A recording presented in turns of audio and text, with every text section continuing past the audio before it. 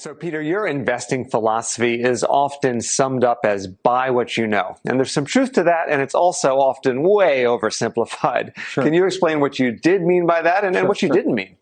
Well, it bothers me that people are very dangerous when they invest. This word play the market, that's a dangerous term. But if you do some work, do some research, know what you own, look at the research, look at the balance sheet.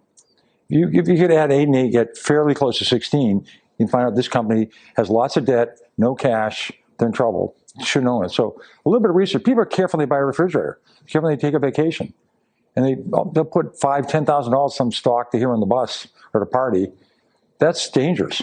So when you say buy what you know, you also thought that the regular investor might be able to get an inside advantage by sticking to an industry he's familiar with or seeing something that she realizes is a great product.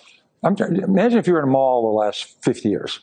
You would have seen Gap when it was hot. You would have seen Limited when it was hot. You would have seen when it was not hot. You would have seen when they were starting, people weren't excited about Gap anymore. And then you do some research, say, well, gee, there's a lot of limited stores, but we're only at 20. You know, they can go to 400.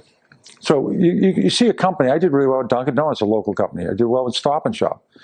But people could see that these are really some people showing up, or I guess the Sunglass Hut, no one's there anymore. So I mean, that's research. That's fundamentals. So but you don't leave the mall though and buy that day. You have to do some more work. That's the important point. Yeah.